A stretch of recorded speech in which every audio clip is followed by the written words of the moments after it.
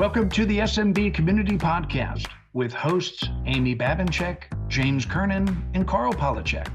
Produced by Kernan Consulting and for the international MSP community.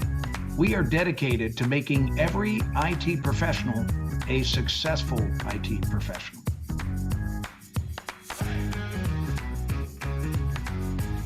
Hey, be sure to join us in Newport Beach, sunny Newport Beach, California, on December 7th and 8th. That's the upcoming Mastermind Live Roadshow for Q4. So if you're interested in growing your business, learning more about sales, learning more about marketing, learning more about culture, leadership, EOS, mergers, acquisitions, we've got some great speakers lined up for you. And you'll also hear one of the most important parts is we have several very successful MSPs from all around North America that come and present at these, and they talk about what's working for them, what's working and what's not working. And it's a great learning environment on that first day on the 7th. And then we've got also great speakers lined up like myself, one of my favorite speakers. I'll be talking about sales process. We've got a marketing workshop from Charlene Ignacio. And then we've got EOS, we've got leadership, we've got great things lined up. So, hey, be sure to sign up. And one important part, if you want the early bird discount, you need to sign up before the middle of November and use the coupon code early bird, and you'll get a $200 discount. The fee is only $99. So we're also arranging some fun activities. The $99 early bird fee does include breakfast and lunch on both Thursday and Friday. Typically, there's group activities in the evening, and we're looking into a harbor cruise on that Thursday. So it's going to be a great event. I hope to see everybody there. Hey, everybody, welcome back to the SMB Community Podcast. This is James Kernan live with Kernan Consulting, and I am here with my good friend and industry veteran, Chip Reaves of Bigger Brains. Hey, Chip, how's it going today? Hey, James, I'm doing great. Glad to be here. Yep, you bet. Thanks for being on. I've been a raving fan. I've known you for a long time, and our careers have kind of overlapped in a couple different areas. But before I dive into what you're doing now with Bigger Brains, the training company, which big fan of, let's go back in time a little bit. We won't tell the audience how far in time, but I'm probably older than you, so we're neck and neck. But so what tell me about the beginnings of your career and how you got to the point where you're at now. Well, I mean, the very beginning of my IT channel career was I was selling TVs at Kmart, which used to be a store that existed. And there was another fellow that was working in the same department with me who started fixing people's computers. And this is when I was in college. This is back in the late 80s. And he was fixing computers, and he was charging people $25 an hour, which was an unbelievable amount of money. I couldn't fathom having so much money. And so I thought I got to learn me how to do that. And so, fast forward a couple of jobs later, I started my VAR back in the 1991, 1992, that time frame. Built that up for a number of years. Joined forces with a couple in Australia in '99, and we started a franchise called Computer Troubleshooters, basically to help other people start their own computer service businesses. So we grew that for a number of years. At our peak, we had about 480 locations across 33 countries, which was a lot of fun. We had a lot of really great people involved with the Computer Troubleshooters days. That's back when I met you. Yeah. And did that for a number of years, had some investors come in 2006. My original partners retired around then.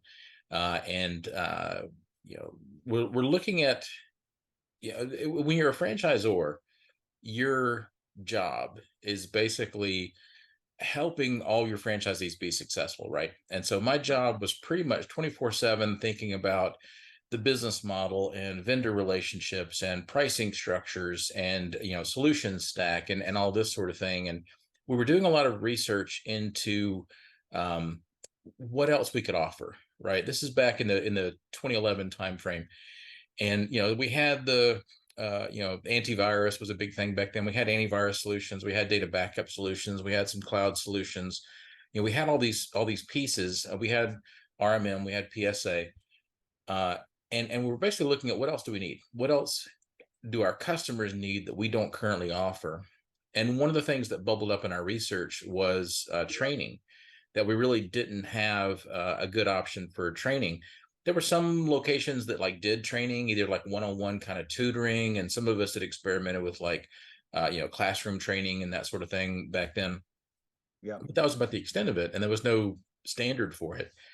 And so I came to my investors at the time and said, hey, I think we ought to start an online training service. We had started doing online training internally to help train all of these 480 folks on how to run their MSP businesses. We were managed services at that point. So real quick, at that time frame, I loved the forward thinking that you had. Like, what types of classes did you think were needed at that time? Well, we were starting from what we knew that customers had asked us for, which was mostly two things, maybe three things. It was QuickBooks training, it was Excel training, and a little bit of email training. That was the request that we were seeing, and we weren't seeing like, off the phone, off the hook kind of requests. Like, it wasn't something that was an everyday sort of request. But we were definitely seeing a consistent theme of customers who were asking for help, basically using their technology, right? So they've got QuickBooks. How do we do stuff with it, right? Somebody's got to teach them how to do it. And this was also kind of in the era, you and I are old enough to remember, barely, when software came with a manual. And that was a thing for a long time. And then there was a period when that kind of died out, and there was this kind of transition. Kind of two assumptions come in, right? Number one is that the software is going to be easier to use, and so you can figure it out for yourself. And Yeah. then the second one is that you're going to train yourself with whatever help files and knowledge base and websites and that sort of thing come along. And that works. I mean, in general it works, but what we find is that a lot of people kind of get just enough knowledge to do what they have to do, and that's about it. Yeah. Like, one of my favorite stories is, back in my original computer service business, I had an engineering client, and the office was mostly engineers and architects, right? So it's all these like really super smart scientist guys creating these detailed plans. They did concrete structures, so they were making parking decks and stuff like that. Yeah. And they had one office manager. Her name was Jennifer, and it was her job to basically do all of the correspondence with the customers, right? So the engineers would put together a proposal. Here's all the stuff we need. Here's how many tons of concrete and rebar and whatever else. And here's the designs. And Jennifer would type it up into a proposal, send it out to the customer, and they would sign off on it. And then, things would start. Well, Jennifer was on vacation, and they called me in because they knew that she had just sent out a proposal the week before, and there was some changes they had to make to it. And she had done it in Excel. They knew that she had done it in Excel, and they Yeah. couldn't find the original file. So they were looking all over, couldn't find it. They asked me if I would come out. And I think at the time I was like 150 an hour. And I was like, if you want to pay me 150 an hour to come out and look for a file, sure, I'll come out and look for a file. So I come out and I look around, and come to find out, there was only one spreadsheet. Jennifer had one quote spreadsheet, and every time Mhm. she had to create a new quote, she just typed over the one she had before. So there Oh, was no, backlog. There was no history of quotes to go back to. All they had was this one. oh, And they said, well, okay, well, we don't really know Excel. Can you type up this quote for you? We'll give you the information to put in. And I said, sure, I can do that. And I start typing in the lines, line one, line two, line three. And I noticed the total at the bottom of the spreadsheet's not changing. The grand total's not changing at all. And, I click on the cell, and it's just a number. And I look, and next to her keyboard, there's a calculator, one of those big desktop calculators. So I talked to Jennifer when she got back from vacation. She did not know that Excel could add things up for you. She thought that Excel had all these nice rows and columns. It was great for laying stuff out.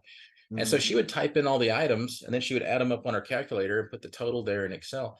So it's kind of a great example of, here's somebody who's doing her job, and she's doing it well. Nobody has any complaints, but she's missing so much knowledge about how the software actually works. And she's really Right. working so much harder than she needs to. So Right. we saw an opportunity with any kind of situation like that, whether it's Excel, QuickBooks, Outlook for email, Word for documents, those sorts of things. And then we got into a little bit of business skills later. Okay. All right. That's amazing. That's amazing. So fast forward, you guys ended up ultimately open. So when exactly did you open up Bigger Brains? What year was this? The 2012, we started R&D beginning of Okay. 2012, and then launched end of 2012. Okay. So over a decade, you guys have been rolling. Mhm. And obviously, you do a lot more than Microsoft Excel or Microsoft Word or QuickBooks classes. I saw your course curriculum. It's fantastic, and you've Thanks. got such a depth now. But so give us kind of a brief update of like what's available now, and what's hot. Like what trends are you seeing? Yeah, it depends a lot on the audience, but definitely, we have everything in the Microsoft ecosystem from an end user perspective. So that's one of the big misconceptions we get a lot is people come to us looking for like either software development training, like they want to learn Python or something, or for administration training. And we don't have a lot of administration training. We're very end user focused. Yep, that Um, makes sense. yeah, and we try to look for, our platform is fundamentally designed for MSPs to offer to their SMB customers. So we think a lot about what else do SMB customers need. And some of that is, filling in the gaps with Microsoft and to a lesser extent, Google and other products, QuickBooks, things like that. But then also looking at what's popular in the corporate world, because around about 2014, the corporate world found us and really liked our Microsoft content. So today we also sell a good bit into large corporate training providers. But we look at the kind of topics that are popular there. And what I've always found is that there's a lot of those that can be brought down to the SMB side to be, more productive or to help SMBs be more competitive. Things like time management, things like email management. One of the big things, obviously, over the last year has been Chat GPT.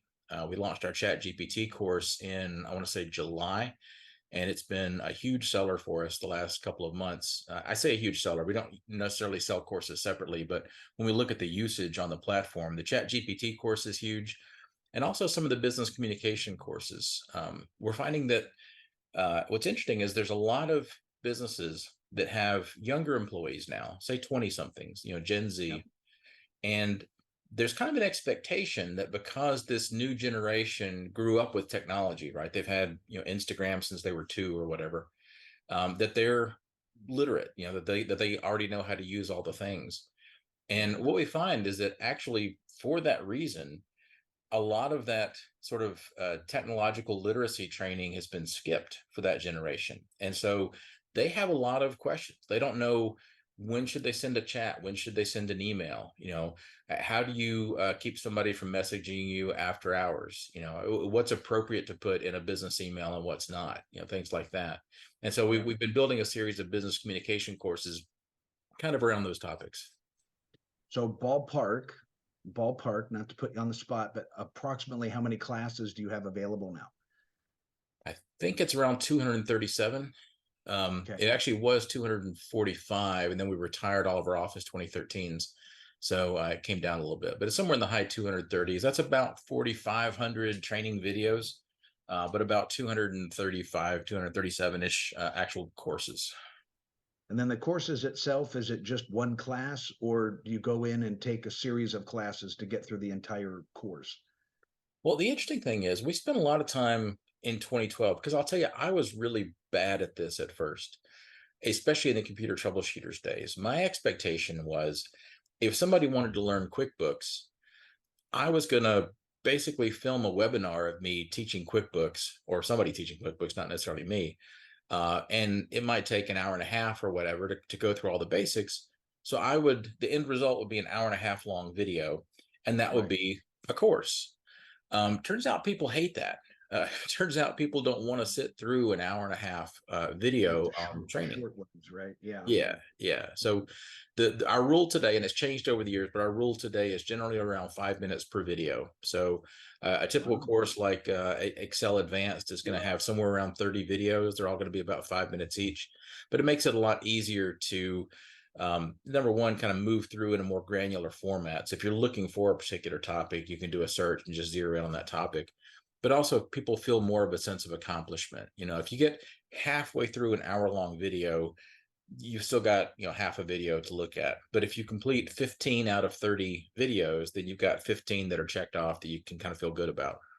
So you said something a little while ago that's interesting to me, that some of your MSP clients are reselling this to their end user customers, right? Mhm. That's one big market that you've got, and then some corporate training partners as well.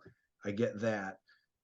Elaborate a little bit more on how some of your high performing MSPs, for example, resell this to their customer? Do they just target like cybersecurity training, or do they offer the whole suite? And what kind of margins? Just kind of a couple quick examples.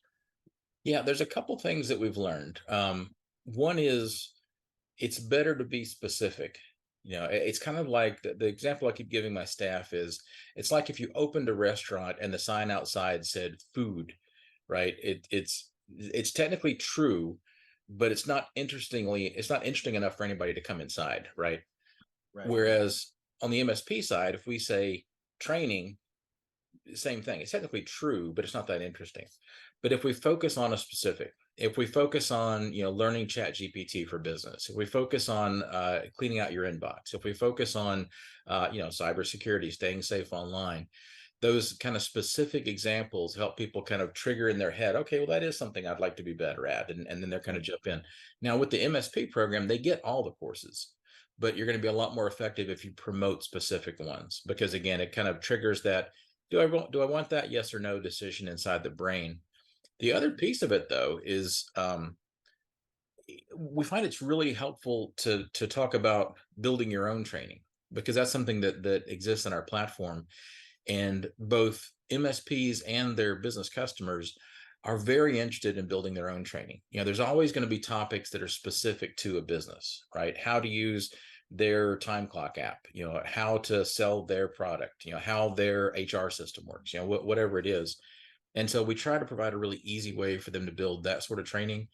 And in those cases, even though they're still getting all of our courses, that's almost like icing on the cake. The cake is we're going to have this great platform where we can deliver that kind of training to our employees. We can track it. We can run reports. They get certificates, all that sort of thing. Okay. All right. Fantastic. So again, I'm a big fan. I love the forward thinking, and we talk a lot on this program about how you as a business owner can make your business stand out, right? You want to sell more stuff. You want to attract new clients. You want to provide more value and be stickier with your current customers. I love the idea of partnering with a firm like yours that offer high-end training. You're not a fly-by-night shop. I've seen the trainings are really, really good. And instead of having your engineers try to put together some type of training, I love the idea of just reselling what you guys already have as a value add to their customers. So, and then as they learn more about it, they can customize their own training, right? Exactly. That's what we're here for. Yeah, no, that's awesome. So anything new and exciting, anything, what's like the most popular class now, or do you have a real popular one that you're working on that's coming out soon? It's really interesting because it's almost like there's trends. It changes every month and every quarter, and sometimes it surprises me. Right now, it's Excel Beginner, which is surprising only because it's usually Excel Advanced is a lot more than Beginner. But for whatever reason, right now Excel Beginner is a big thing. The Chat GPT I mentioned is always a big one. And all the time management courses, they're always big sellers. People are always trying to get more hours out of the day, and while you can't do that, you can do better with the hours that you have, and so those are always popular. Yeah, that's great. That's great. Well, kudos to you for I've worked long and hard on the trainings and presentations that I've done. I think I've got a library of 60 and was proud of that. You guys 5x me with yours. And the other thing I enjoy about what you do, Chip, is you don't have one trainer teach 500 classes.